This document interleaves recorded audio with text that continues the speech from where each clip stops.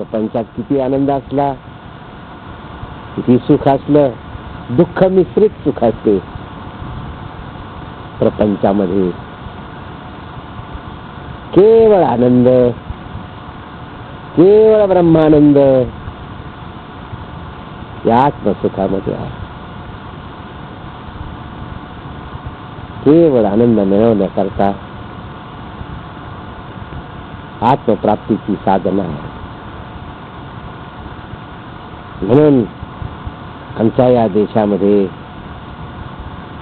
केवळ आनंद मिळवण्याकरता राज्यांनी राज्य सोडले, एकांतात निघून गेले.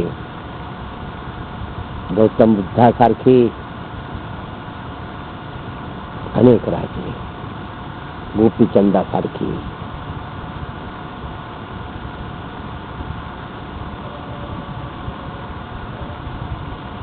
अनेक ऋषी मुनींनी सर्वस्वाचा त्याग करून एकांतवास गाठला.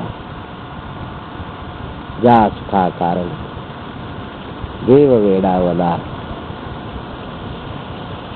देवाला सुद्धा लालच लागली ज्या सुखाची.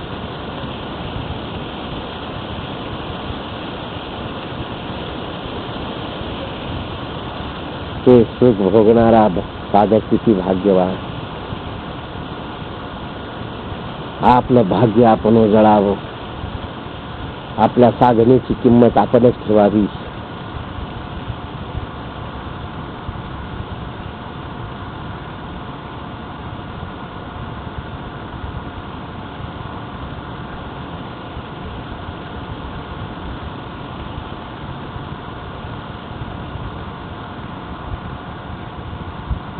साधनेला विसर पडू नये.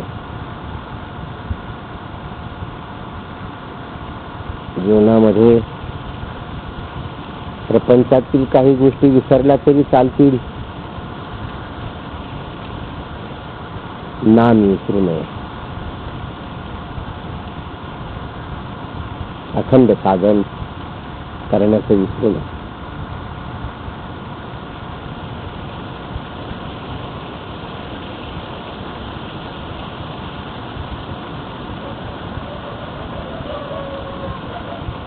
चालत राहिला असता रस्ता टिकून राहतो, पायवाट टिकते. रस्ता मोडला त्या ठिकाणी गवत उगवणार, रस्ता दिशेनासा होणार, पायवाट संपली.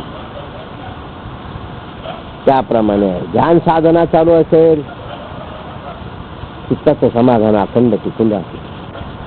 ध्यान साधनेला अंतर पडला, आपोआप विक्षेप निर्माण होतो, आनंद मिळणार नाही. त्याच्याकरता नित्याची साधना करावी.